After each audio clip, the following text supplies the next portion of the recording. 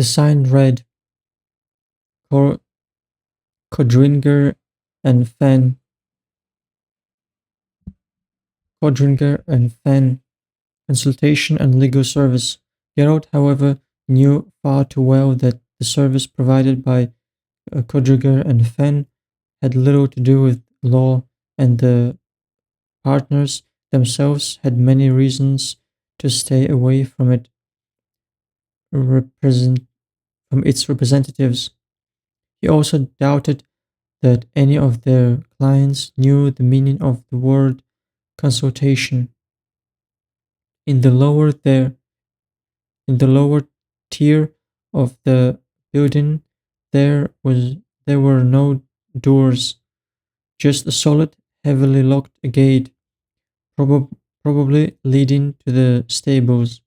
In order to get to the doors, one needed to go to the to the back of the house upstairs and then walk through a dark corridor. Geralt knocked and backed away. He knew that a merchanism he, he knew that uh, mechanism he knew that a mechanism installed indoors could shoot 20-inch long spikes 20-inch long spikes from the concealed holes. In theory, the spikes were shot only when someone tried to pick the lock or when Codringer and Fen pressed the triggering device, but Geralt often had the chance of finding out that there are no perfectly reliable mechanisms, and every each one of them sometimes activates even when it ought not to.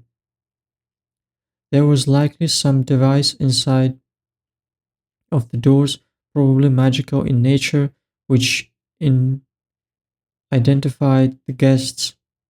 Nobody from the inside ever asked for a name. The door opened and Codringer it stood at it. Always Codringer, Codringer, never Fen. "Welcome, Geralt," said Codringer. Codringer. "Come inside, and there's no need to be so nervous. I disassembled the device. Something broke inside it a few days ago. It activated out of the sudden and finished off a salesman. Come, what sort of help do you require from me?" "No," the Witcher entered the gloomy afternoon anteroom, like always smelling of cats. "Not from you, from Fen." Codringer laughed loudly, confirming the Witcher's suspicion that Fen was an imaginary person, existing only to confuse the provo- provosts, ba- bailiffs, tax collectors, and other unwelcome guests.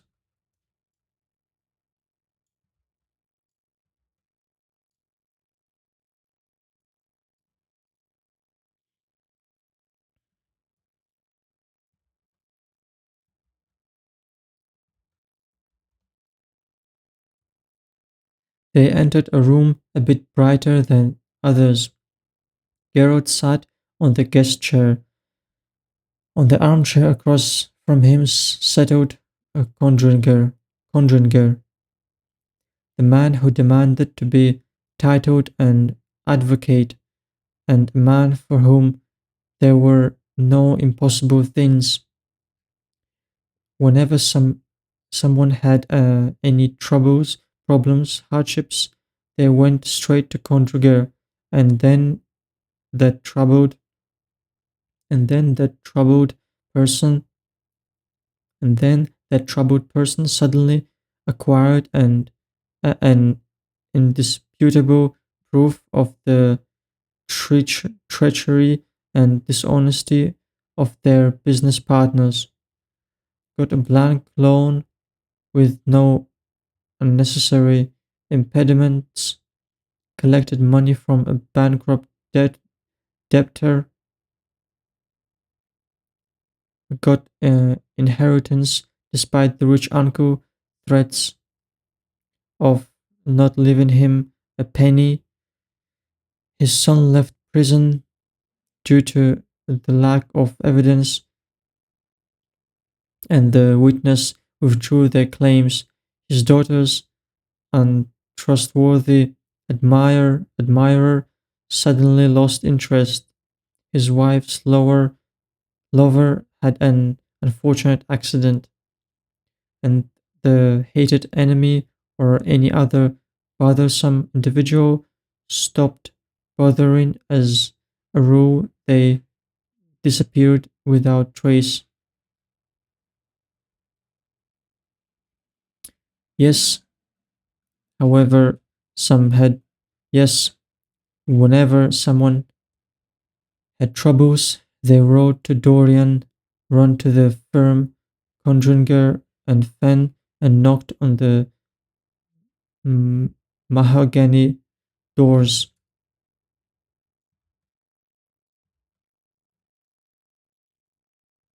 Then they saw Advocate Conjunger, short, thin, with greyish hair and unhealthy skin of a person who doesn't get enough fresh air. Conjunger led them to the room, sat in the armchair, put a big black white cat on his lap and stroked its fur. Both of them, Conjunger and the cat, ga- gazed at the guest with their creepy yellowish green eyes. I got your letter, Conjunger and his cat gazed at the Witcher with their yellowish green eyes. I was also visited by Dandelion. He was riding past Dorian a few weeks back.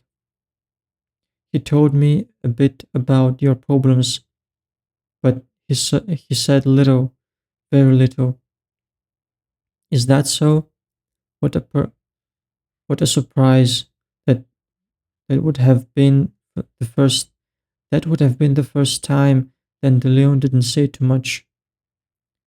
Then the Leon Conjunger didn't smile, said little because he knew even less, and he didn't say all that he knew simply because you forbade him to do so.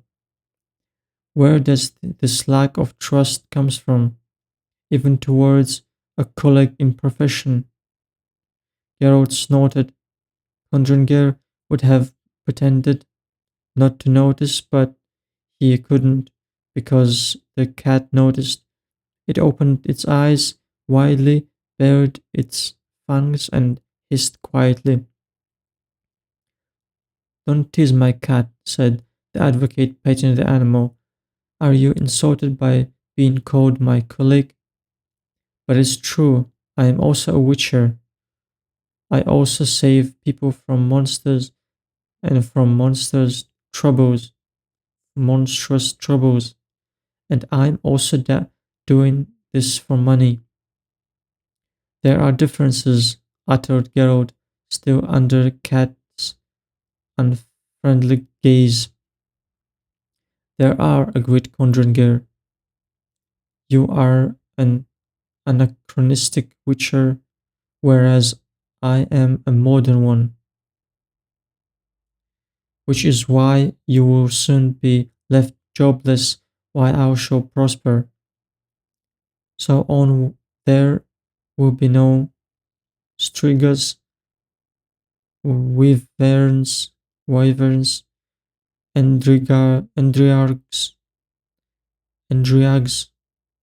and werewolves left on this world, and bastards will always exist, but you save from trouble mainly those bastards. Conjunger, the troubled poor men can't afford your service. The troubled poor man can't afford your service either. Poor men can never afford anything, which is why they get called poor in the first place. What an unbelievably logical conclusion, and such a breathtaking discovery at that. One of the aspects of truth is that it's so breathtaking, and it is true that the backbone and foundation of both our professions is wickedness, except yours is a diminishing relic of the past, while mine is a reality and still growing. Fine, fine. Let's get to business. Finally, Conjugal nodded, petting the cat which purred loudly. But let us start with the matters that are the highest in the hierarchy of importance. First thing, my fee, dear colleague, is 250 Novigrad crowns. Do you possess that amount, or could this be that you rank yourself among the troubled poor men?